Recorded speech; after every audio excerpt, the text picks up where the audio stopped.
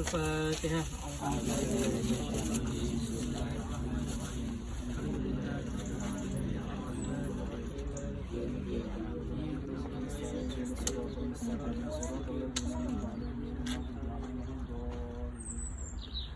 Allahumma salli wa sallim سيدنا محمد الفاتح لما أغلق والخاتم لما سبق ناصر الحق بالحق والهادي إلى صراطك المستقيم وعلى آله حق قدره ومقداره العظيم سبحان ربك رب العزة عما يصفون وسلام على المرسلين والحمد لله رب العالمين. Assalamualaikum warahmatullahi wabarakatuh. Waalaikumsalam. Tentu saja berikan saya kesempatan untuk menjelaskan singkat ya tentang CD siapa? Jelas. Muhammad Al-Jalaz.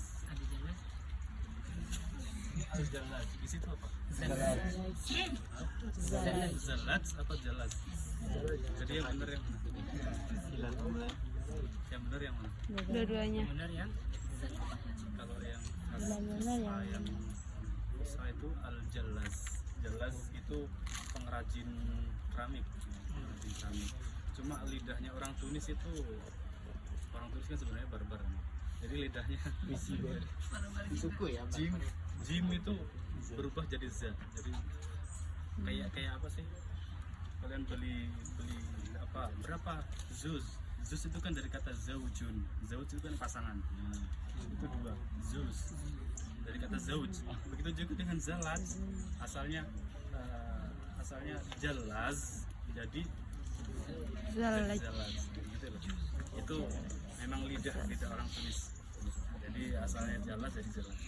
Terus sekarang beliau adalah bernama Muhammad Abu Abdullah Muhammad bin Abdullah Muhammad bin Umar bin Tajuddin Az-Zallaj. Sebagaimana namanya Az-Zallaj berarti beliau adalah pengrajin apa? Keramik.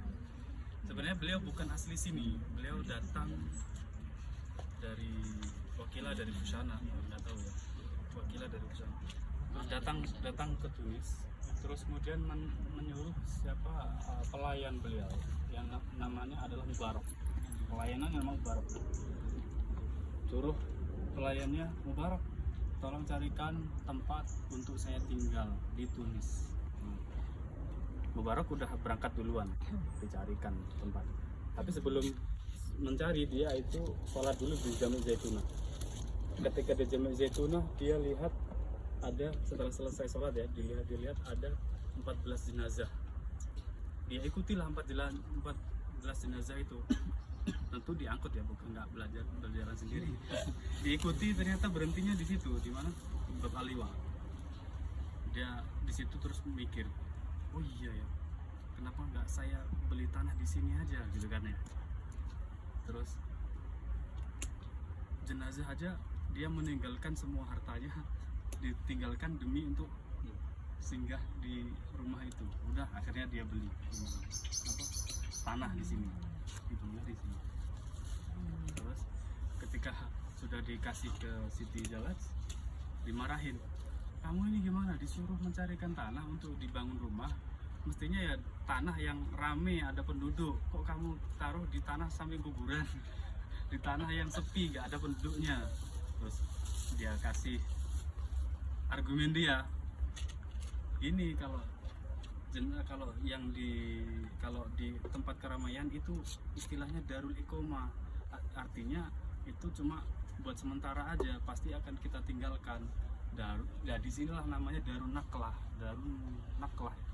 Ya disinilah tempat transit kita. Maksudnya masuk logikanya sama siapa sih di Jalaj itu. Inilah tempat kita sebenarnya, tempat singgah kita menuju ke alam. Nah, ya udah beli lagi tanah, gitu kan? Ternyata malah disuruh beli lagi tanah sekitarnya, akhirnya luas. Ini semuanya miliknya Siti Muhammad Jalaj, kemudian diwakafkan untuk jadi pemakaman. Luar biasa beliau. Dan beliau tidak hanya dikenal dengan kedermawannya, tapi juga dikenal dengan kewaliannya. Banyak keramat-keramat beliau. Kalau kita baca di manakibnya itu ada, tapi nggak ada yang tercetak. Sekarang masih manuskrip ada di Maktabah Wataniyah, saya baca, ya kan. Ada di antara keramat-keramatnya itu banyak ya, saya sebutkan salah satu aja suatu ya, nanti kan kesorean gitu. Salah satu aja, suatu ketika Tunis ini pada waktu itu, pada masa ini ya, abad ke-6 Hijriah atau abad ke-12 Masehi, itu dilanda kekeringan selama bertahun-tahun, selama beberapa inilah waktu. Kemudian para warga itu sudah melakukan sholat istisqa, tapi ternyata masih tidak turun-turun hujan. Ya sudah, salah satu dari mereka usul, gimana kalau kita pergi ke Sidi Zalat. Mereka pergi ke sini. Terus kemudian, apa kalian mau apa? Disuruh doakan biar turun hujan. Ternyata terus, saya ini apa? Saya ini hanya tukang pengrajin keramik. Kok kalian minta doa kepada saya gitu kan? Ya sudah, akhirnya dibacakanlah doa sama Sidi Zalat. Waktu itu beliau memegang tongkatnya diangkat ke atas sambil baca doa. Ada doa.